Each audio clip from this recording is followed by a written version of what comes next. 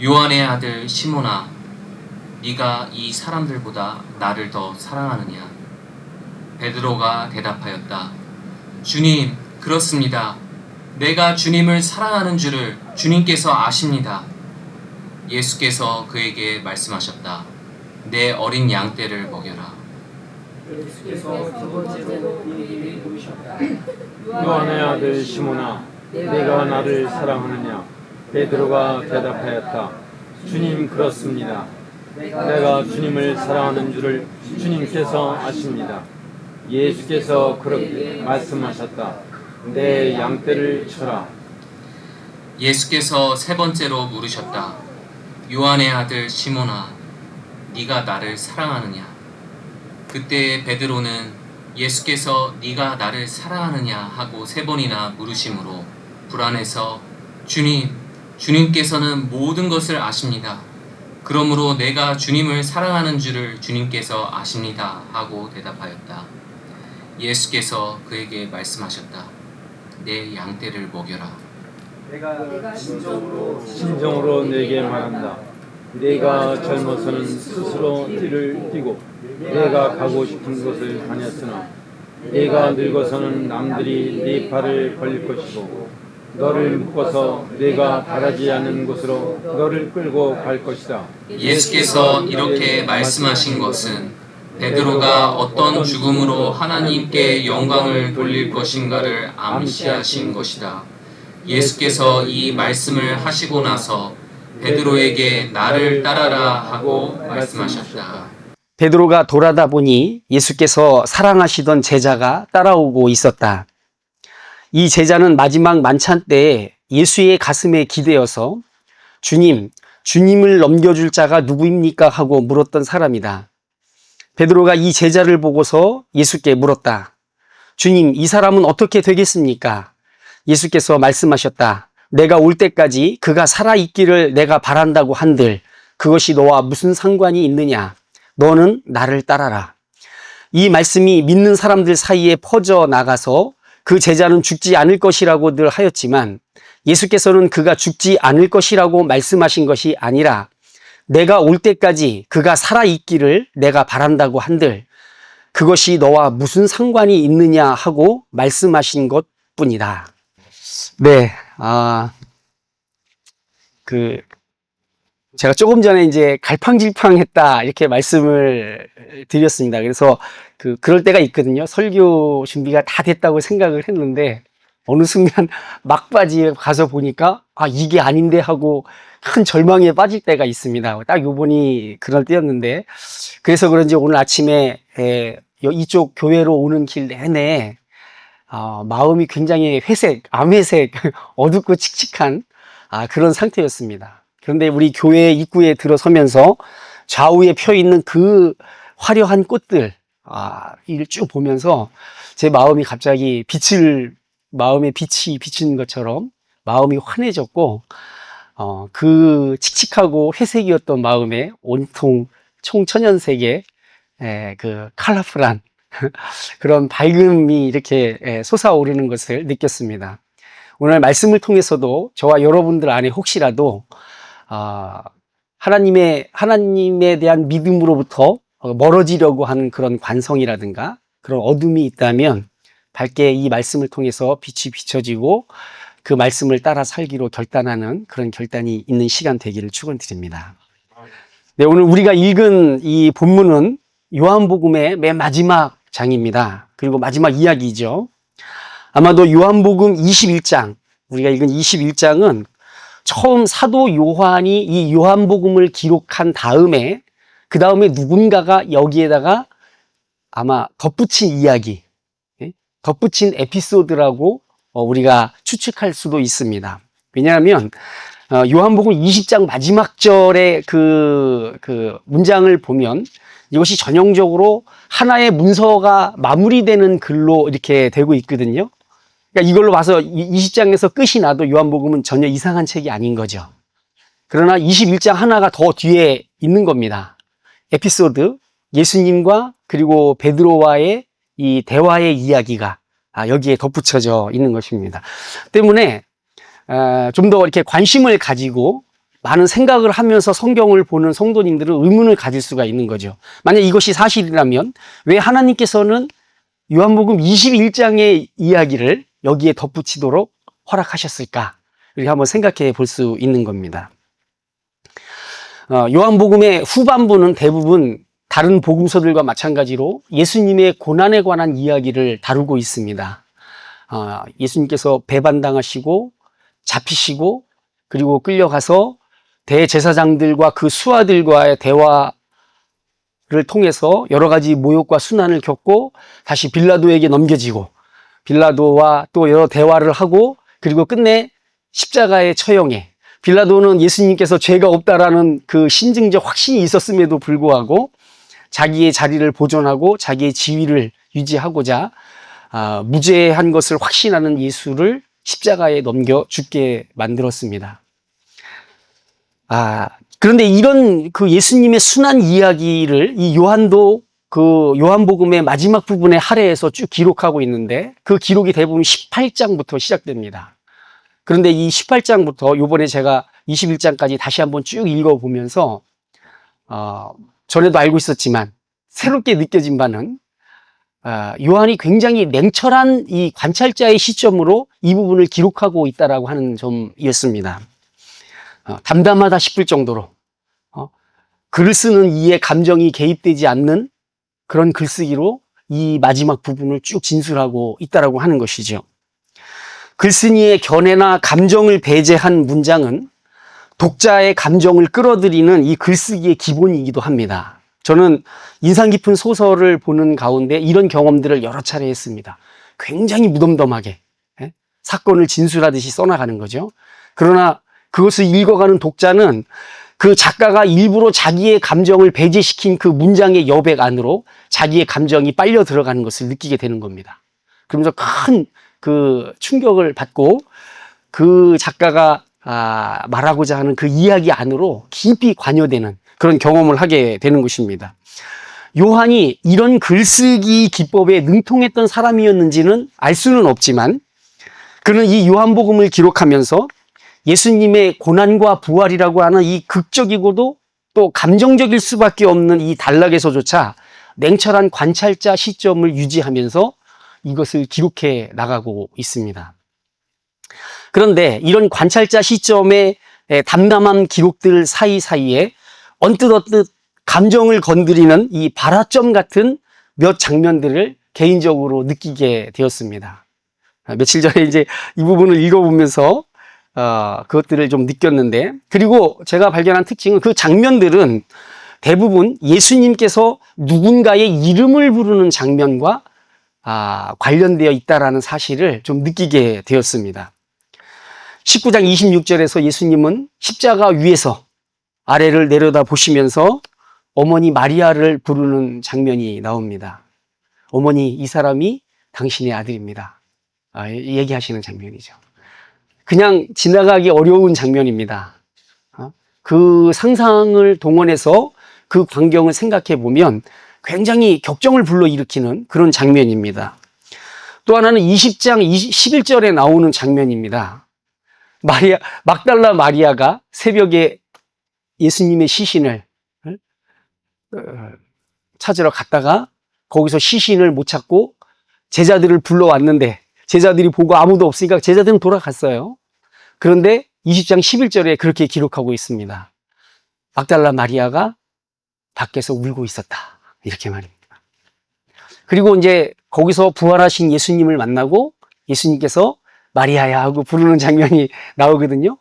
그 굴 밖에서 울고 있었던 마리아를 상상해 보았습니다. 7 귀신이 들렸던 여인, 미래가 없었습니다.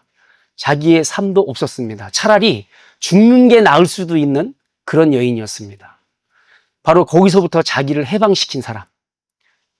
그래서 자기 평생의 소망이고 그리고 희망이었던 그분을 쫓아다녔는데 죽은 거죠. 돌아가신 겁니다. 그런데 시신을 묻고 하는 거예요. 시신을. 여러분 그렇지 않겠습니까? 자기가 정말로 이 죽으면 다 끝이 아닌 것이죠. 우리 사람한테는. 어떻게든 그의 시신이라도 내 손으로 수습하고 싶어하는 그 간절한 마음이 있었던 건데 그것조차 할 수 없는 그 무기력 때문에 무덤 밖에서 그 여인이 울고 있었던 겁니다.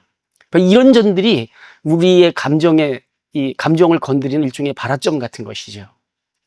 예수님께서 그런 마리아의 이름을 부르십니다. 마리아야. 그 음성은 그녀를 2번 살리는 음성이었겠죠. 그리고 마지막으로 우리가 읽은 이 본문 안에 속해 있는 이 베드로를 향해서 요한의 아들 시몬아라고 3번이나 부르시는 장면입니다. 너무나 유명한 장면이죠. 우리가 익히 알고 있는, 그리고 그 의미도 어느 정도 같이 공유하고 있는 그런 내용입니다. 베드로는 예수님을 3번이나 위험 앞에서 부인했던 사람이었는데 예수님께서 베드로를 3번이나 그 이름을 부르면서 내가 나를 사랑하느냐 하고 물어보시는 것이죠. 이 장면들을 상상하면서 천천히 읽어보면 우리의 믿음을 격려하고 북돋는 그런 확신과 위로를 얻게 됩니다. 여기에 이 이름을 불리우는 사람들이 처한 상황들, 좌절, 절망, 낙심, 그리고 이제 어떻게 해야 할지 몰라 하는 그것, 그리고 이게 모든 것이 다 끝이구나라고 생각되는 그 막다른 상황, 거기에서 자기의 이름 부르는 소리를 듣는 그 광경들인 것입니다. 거기에 내 자신을 가만히 대입해 생각해 보면 이 장면들이야말로 우리의 감정을 크게 고양시키는 그런 장면들이 아닐 수 없는 것입니다. 여러분들께서도 또 저도 나중에 다시 한번 복음서를 읽을 기회가 있을 때 이런 것들을 상상을 동원해서 생각을 해보면서 한번 읽어보시면서 하나님께서 내 이름을 부르는 큰 위로와 확신을 얻는 계기가 되시길 바랍니다. 21장 이 전체를 예수님과 베드로의 이야기에 할애함으로써 요한복음을 마무리하려 했던 이 복음서의 기록자는 이 이야기를 통해서 이 복음서를 읽는 독자들에게, 우리에게 무엇을 말하고 싶었던 걸까요? 여기에 벌어지는 이 짧은 광경을 몇 마디 짧은 문장으로 축약하면 이런 겁니다. 베드로를 만났죠. 예수님께서 네가 나를 사랑하느냐 하고 3번이나 물으셨고 자기의 사랑을 이미 주님께서 알고 계신다라고 하는 베드로의 답변이 3번 나옵니다. 바로 그를 향해서 예수님께서 내 양떼를 돌보라. 그리고 말씀하십니다. 그리고 나를 따르라. 말씀하시는 것이죠. 저는 오늘 우리가 읽은 이 본문 전체를 통해서 저와 여러분이 익히 들어왔을, 또 어쩌면 이미 알고 있을 메시지를 다시 한번 생각해 보는 시간을 가지려고 합니다. 특히 오늘 우리가 읽은 본문들 안에서 나를 따라라 라고 말씀하시는 예수님의 이 요구와 관련된 메시지를 좀 더 생각해 보도록 하겠습니다. 먼저 이 단락, 우리가 읽은 이 본문의 단락에서 우리가 우선적으로 생각해 볼 수 있는 메시지는 주님에 대한 사랑이 그분의 양떼를 돌보는 것과 관련이 있다라는 사실을 우리가 피할 수 없다라는 점입니다. 예수님을 사랑한다고 고백하는 이들, 그리고 예수님을 사랑하는 이들은 그분의 양떼를 돌보라는 부름에 응답하는 사람들이라는 것입니다. 양떼를 돌보는 목동의 모습은 현대에는 굉장히 목가적인 그런 풍경으로 미화되어 있지만 당시에 양떼를 돌보는 일은 풍찬 노숙을 하며 개고생하는 그런 일의 대명사였고, 그래서 사람들이 대부분 꺼리는 직책이기도 했습니다. 우리 잘 알잖아요. 그 예수님 탄생하시던 날 들판에서, 그 추운 데 들판에서 양떼들하고 같이 자던 목자들 한번 상상해 보십시오. 정말 사람들이 꺼리는 이 더럽고 어렵고 그리고 위험한 3D 아시죠? 3D 업종의 아주 대표였던 것이죠. 사람과 이렇게 어울려서 지낸다라는 것은 꿈도 못 꾸고 광야에서 양떼와 더불어 짐승처럼 먹고 자야 했습니다. 때로는 늑대와 곰과 대치하는 상황도 벌어지기도 했죠. 게다가 돌보던 양이 손실이 나면 목장주에게 매몰차게 시달리고 굴욕을 당한다라는 생각에 양을 돌보는 일이 하품하면서 그냥 있는 그런 일일 수만은 없었습니다. 상당한 스트레스도 받는 그런 일이었던 것이죠. 이런 관점에서 보자면 양떼를 돌보라는 이 요구는 사랑한다고 고백하는 사람에게 이제 와서 죽어라 라고 말씀하시는 거나 다름없는 것입니다. 제가 좀 이렇게 희화해서 표현하긴 했지만 여기에서 주님께서 말씀하시는 양떼가 온갖 도전과 박해를 견디며 일어서는 주님의 공동체라고 해도 그 일을 위해 고생과 희생이 필요하다라는 것, 굉장한 자기 희생이 필요하다라는 것, 거기에서는 의미가 달라지지 않습니다. 실제로 베드로는 마지막까지 그 사실을 뼈저리게 실감하며 자기의 직책을 감내했을 것입니다. 더군다나 우리 본문 안에서 보면 그 일의 마지막이 영광으로 마무리되는 게 아니라 자기가 바라거나 원하지 않았던 모습. 여기 본문에 여기 나오죠? 18절에 나옵니다. 한번 볼까요? 내가 진정으로 네게 말한다. 네가 젊어서는 스스로 띠를 띠고 내가 가고 싶은 곳을 다녔으나 네가 늙어서는 남들이 네 팔을 벌릴 것이고 너를 묶어서 내가 바라지 않는 곳으로, 내가 원하지 않는 곳으로 너를 끌고 갈 것이다. 인생 말년에 그렇게 된다라는 거죠. 인생 말년에. 이런 말씀은 참으로 충격이 아닐 수 없습니다. 나를 사랑하느냐고 물었고 내 양떼를 치라 이렇게 말씀하신 다음에 기껏 보장해 주신다는 말씀이 이런 거예요. 내 인생 말년이 굉장히 안 좋게 끝날 거다. 이렇게 말씀하시는 거죠. 심지어 나의 비참한 최후가 하나님께 영광이 된다라고까지 이렇게 말하고 있는 것입니다. 아우 짜증나. 이거 뭐예요? 그게 무슨 말이에요 대체? 이렇게 하시겠죠? 제가 들었을 때는 아마 제가 이 말을 들었으면 그렇게 얘기하고 무슨 말입니까 그게? 자, 주님을 따른다라는 거는 이런 삶으로 오라는 요청에 응한다는 뜻이라는 걸 본문은 어떻게 아무리 해석을 달리하려도 이건 너무나 명백한 메시지입니다. 따라서 예수님을 사랑하겠다고 그분을 따르겠다고 결심하는 사람들은 우선 신앙생활의 결과와 보응으로 기대되는 이 충성과 성공의 단순한 도식을 과감하게 깨트리고 외면할 수 있어야 합니다. 그렇죠? 이게 명백한 거죠. 충성과 그리고 성공이라고 하는 이 도식, 이것을 과감하게 깨트리고 버려야 한다는 것입니다. 또한 우리가 여기서 또 하나 더 교훈으로 받을 수 있는 건 한 사람이 처한 상황을 그 사람의 신앙과 결부시켜서 섣부르게 판단하는 일이 하나님 앞에 허물이 될 수 있다는 사실에 경각심을 일깨워주는 그런 말씀이기도 합니다. 아, 저 사람 저 모양 저 꼴로 사는 거 그거 왜 그래? 못 살아서 그런 거죠. 하나님 앞에 뭔가 문제가 있게 살아서 그런 거죠. 도덕적으로 뭔가 욥을 보면서 그 빌닷을 비롯한 그 세 친구가 막 얘기를 하잖아요. 잘 생각해 봐라. 네가 뭔가 문제가 있으니까 이런 일이 벌어지는 거 아니냐. 모든 것을 다 아시고 공정하신 하나님께서 너한테 문제가 없는데 이럴 리가 없다. 회개하라는 거죠. 죄를 실토해라. 이러면서 얘기를 하는 겁니다. 우리가 아닌 것처럼 생각되지만 우리는 종종 일상생활 가운데 이런 실수를 많이 합니다. 저 사람의 뭔가 문제가 있거나 안 됐을 때 그에게 뭔가 문제가 있다라고 이렇게 생각을 하는 것이죠. 만약에 우리가 한번 상상을 펼쳐서 이 사도 요한이 목회하던 공동체의 사람들이 베드로가 목회하던 공동체 사람들을 한번 본다고 생각을 해보십시오. 베드로의 말년이 굉장히 안 좋았습니다. 그러나 사도 요한은 그때까지도 정정하게 살아 있었거든요. 그러면 이쪽에서 봤을 때, 이쪽 교회에서 봤을 때 저쪽 교회를 생각을 해보는 거죠. 야, 저기는 뭐 해도 되는 것도 없고, 뭐 부흥도 안 되고, 그리고 막 안 좋은 일이 계속 생기는 교회인 거예요. 에? 그렇게 볼 수 있지 않겠습니까? 그런데 이 본문은 예수님께서 그것을 베드로에게 말씀하신 거예요. 말씀하신 겁니다. 네가 네 끝이 충성하면 네 끝이 정말 네가 원하지 않는 방향으로 안 좋게 끝날 것이고 오히려 그것이 하나님께 영광이 될 것이다. 이렇게 얘기를 한 것입니다. 그러니 만약에 그 사실을 우리가 몰랐다면 바로 그렇게 얘기할 수 있겠죠. 어쩌면 한번 생각해 볼 때 이 21장의 마지막을 기록한 이유가 그런 걸 수도 있지 않을까요?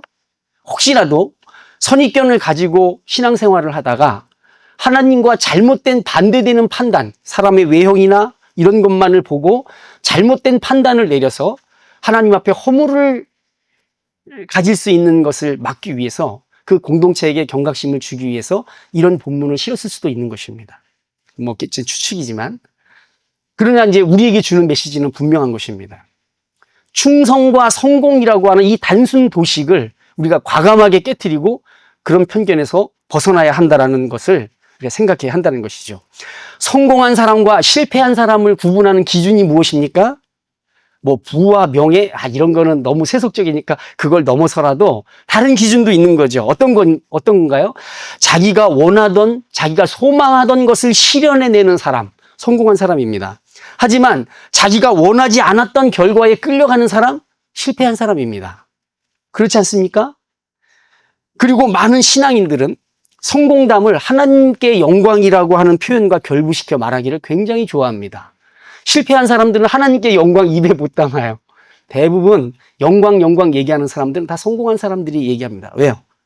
자기가 원했고 그 길을 위해 매진했고 하나님께 드렸고 하나님이 받으셔서 결국 그 위치에 오게 만들어 주셨다라고 말하는 것이 간증의 일반적인 패턴이기 때문에 그렇습니다. 나는 부족하지만 하나님이 하셨어요. 이런 식으로 말입니다. 이것이 신앙 깊은 표현처럼 들릴 수도 있지만, 진실일 수도 있습니다. 하지만 인생 행로에서 그런 대로 올려다볼 만한 언덕에 오른 사람들이 이런 식상한 간증을 하는 데는 구태여 믿음까지 필요한 건 아닙니다. 진짜 믿음이 필요한 고백은 저 골짜기에 내려가 있는 이들, 실패한 것처럼 보이는 이들에게서 듣게 될 때 그 진실성이 느껴지게 되는 것입니다. 이건 내가 원했던 길, 그리고 내가 바랐던 최종적 결말은 아니지만 나는 이 길에서 벗어날 수가 없습니다. 이 길을 끝까지 가야 한다라는 그런 강박에 내가 잡혀 있습니다. 저는 베드로의 일생을 한번 상상해 봤습니다. 사람들이 너를 강제로 끌고 가서 너를 살해할 것이다. 이것이 내 인생의 마지막 모습이다. 예수님께서 이렇게 말씀하셨습니다. 이거 악몽 아닌가요? 그러면 생각을 해보십시오. 여러분, 감옥에서 빨간 명찰단 그 사형수들, 그죠? 지금 97년인가요? 그때 이후로 우리나라 실질적으로 사형 폐지 국가나 마찬가지지만 그때 97년까지는 사형이 있었거든요. 사형 온도를 받은 사람들은 하루하루가 오늘 갑자기 누구누구 번호 몇몇몇몇 면회 나와 그러면 그날 죽는 날이잖아요.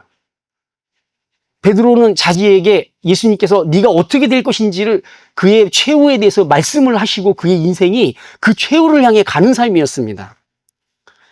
내가 당신을 사랑하는 걸 당신도 이미 아시지 않습니까? 라고 베드로가 우물쭈물 고백한 그 예수님께로부터 베드로가 들은 마지막 말이 바로 이 말이었습니다.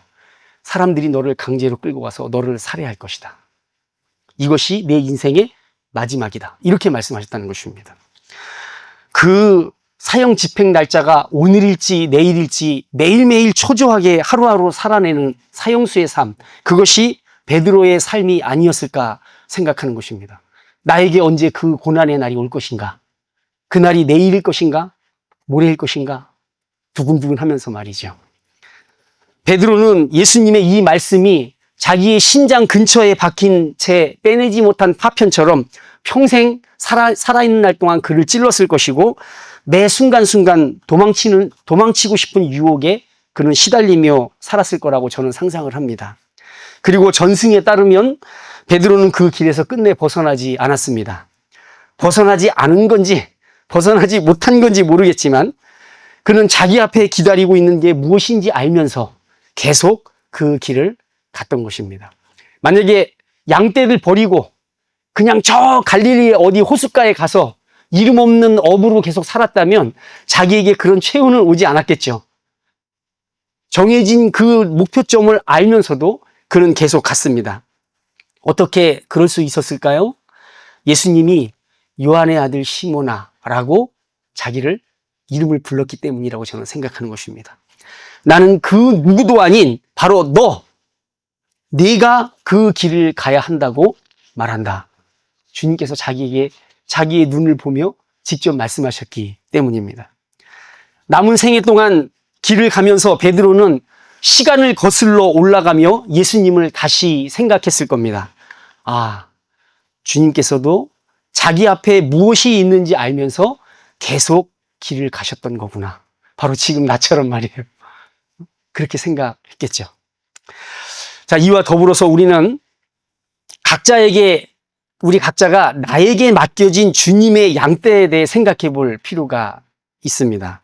만일 주님께서 저와 여러분의 이름을 부르셨다면 우리는 주님께서 내게 맡긴 주님의 양떼가 있다고 확신해야 됩니다.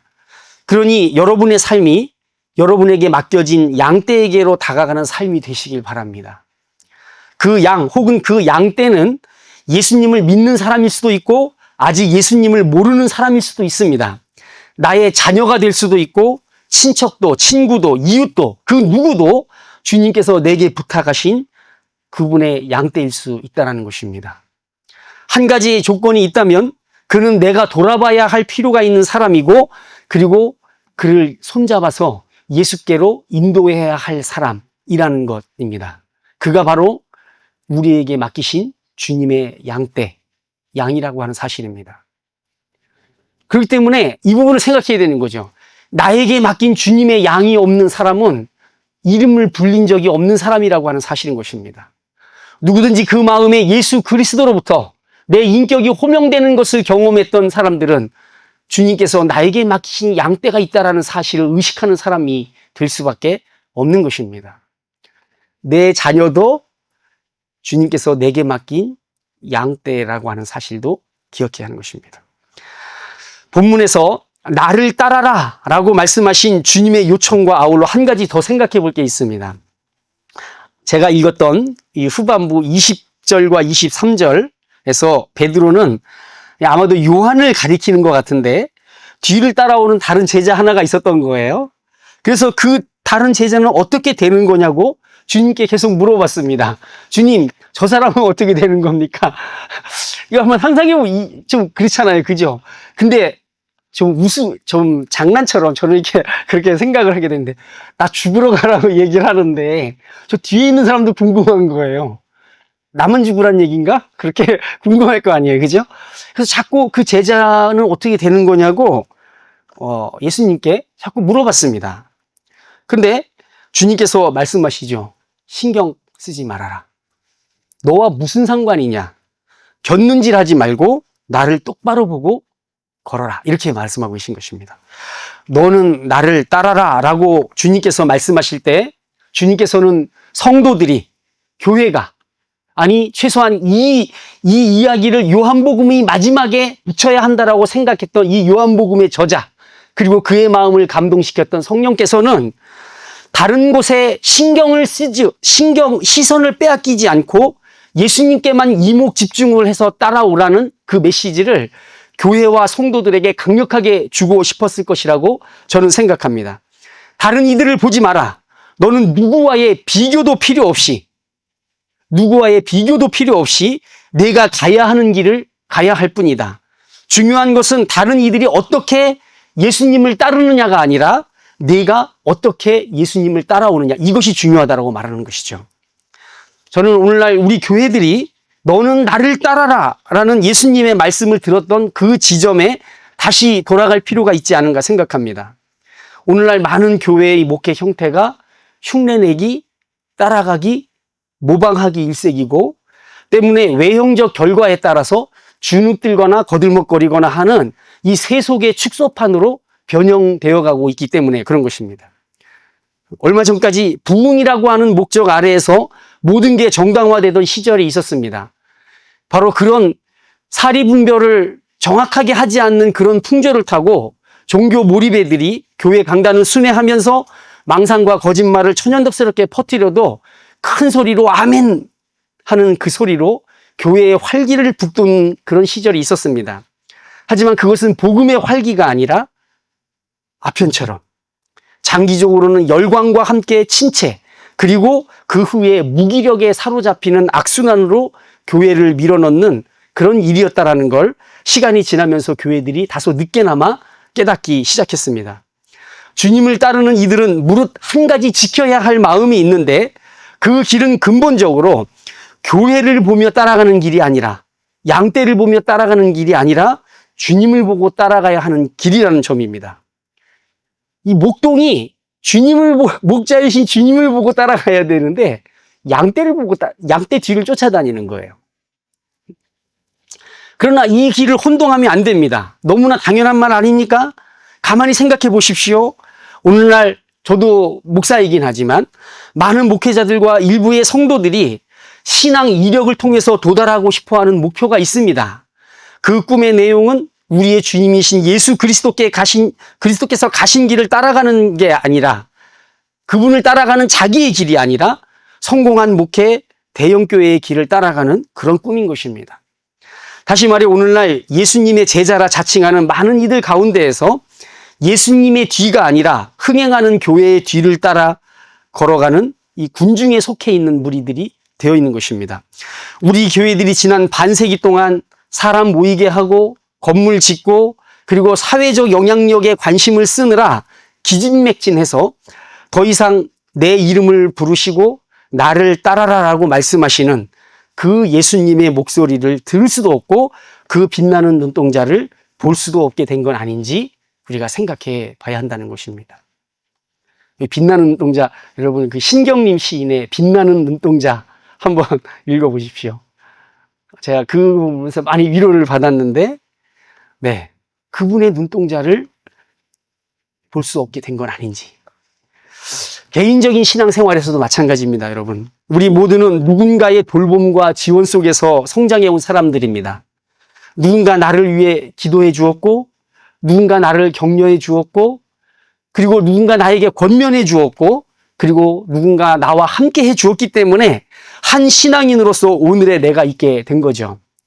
하지만 그 전 과정을 통해서 우리 안에 올곧게 성장했어야 하는 한 가지가 있다면, 너는 나를 따르라 라고 말씀하시는 그 주님의 음성을 듣는 능력이 성장했어야 하는 것입니다. 그런데 우리는 누군가의 모습을 보면서 그를 따라가는 게 우리 신앙의 바른 길이고 안전한 길이라고 착각하는 경우가 얼마나 많습니까? 최근 우리나라에 다양한 갈등과 분쟁으로 세대 간, 남녀 간, 지역 간, 이념 간의 골이 깊게 패이고 분열하는 상처가 너무 깊게 남았습니다. 저는 시사 주간지를 구독하고 있는데 거기에서 보는 이 데이터 통계 이런 걸 보면서 와, 정말 이게 너무 현실이 확 느껴지는 거예요. 과연 10년, 20년 뒤에 대한민국이 어떤 모습이 되어 있을까라는 생각을 많이 하게 됩니다. 이것이, 이 분열이 치유될 수 있을지 그 가능성을 헤아려 보기도 어려울 지경이 되었습니다. 이 모든 분열을 이용해서 지금 이 순간 자기의 정치적, 경제적 목적을 이루려는 자들의 손아귀에서 우리의 교회들이 가장 손쉽게 놀아나고 그리고 사용되었습니다. 온갖 거짓말과 선동과 유언비어를 퍼나르는 유튜브와 찌라시들이 가장 잘 먹히는 부류가 바로 교인들이었습니다. 끼리끼리, 옹기종기, 자기들끼리 희망 회로를 돌리고 진위 여부를 확인하려는 그런 노력도 없이 거짓 정보들을 먹고 마시면서 자기 생각들을 확증하는 얼치기 선동이 가장 잘 먹히는 게 우리 교인들이었습니다. 이거 데이터 통계로도 나와 있어요. 오랜 기간 예수님을 주목하면서 그분을 따르는 각자의 길, 사명의 길에서 스스로 홀로 서고 걷는 법을 배워보지 못했기 때문에 시간이 많이 지나도 그들은 양떼를 치는 이가 아니라 그냥 언제까지고 양떼로 남는 게 신앙의 미덕인 줄로 착각하는 그런 이들이 되어 있던 것입니다. 오히려 우리 자신들이 예수 그리스도의 자유의 복음을 오염시키고 회방하는 무리가 되었다는 사실을 꿈에도 생각하지 못하는 이들이 바로 우리 기독교의 교인들이 되고 만 것입니다. 주님의 공동체는 곁눈질하면서 모방하고 따라가는 이들의 단체가 아닙니다. 너는 나를 따르라. 이 주님의 말씀을 듣는 이들, 주님을 따라가는 자기 길을 발견한 사람들의 모임이 바로 우리 교회인 것입니다. 따라서 우리의 공동체성은 기독교회의 핵심이기는 하지만, 공동체성이라는 게 우리 교회의 핵심이긴 하지만, 우리는 이 나로, 주님께서 이름을 부르신단 말이에요. 내 이름을. 나로 주님께 부름을 받는 사실도 굉장히 중요한 것입니다. 종교개혁자 마틴 루터가 발견한 것이 바로 이겁니다. 우리의 기독교 신앙은 바로 양심의 신앙이며 따라서 개인의 신앙이다. 이것이 루터가 발견한 것입니다. 그는 신학적으로도 문제가 많은 이였지만 그러나 이 부분은 굉장히 중요한 발견이었습니다. 교회의 집단성과 공동체성을 중요시하면서도 동시에 하나님께 나로 부름을 받았다라는 사실, 이것을 기억하는 것이 너무도 중요한 신앙의 근간이라는 것입니다. 양을 치는 자의 덕목은 여러 가지를 들 수 있겠지만 저도 여러분도 양을 치는 사람 아니겠습니까? 누군가에게 다가가서 그를 예수께로 인도하는 사람, 그의 어려움을 돌봐주는 사람이어야 하지 않겠습니까? 그런 사람들은 어떤 덕목을 갖춰야 되는데 여러 가지 덕목이 필요합니다. 그렇지만 계속 놓치지 말아야 할 한 가지의 표대가 있다면 바로 내 이름을 부르는 그 소리, 그리고 그 누구도 그 무엇도 아닌 오직 예수 그리스도 당신을 따라오라는 그 소리, 그 소리를 놓치지 않는 것, 이것이 목자의 가장 큰 덕목인 것입니다. 그래야 내가 치는 양떼를, 내가 인도하는 양떼를 예수님께 안전하게 인도할 수가 있는 것이죠. 바로 나, 그리고 그 누구도 아닌 바로 나, 그리고 그 누구도 아닌 예수 그리스도, 이 둘의 관계를 온전하게 유지할 수 있는 자, 그가 바로 목자인 것입니다. 저와 여러분 모두 각자가 너는 나를 따라라 라고 하는 그분의 음성을 놓치지 않는 예수 그리스도의 제자요 목자 되시기를 축원드립니다.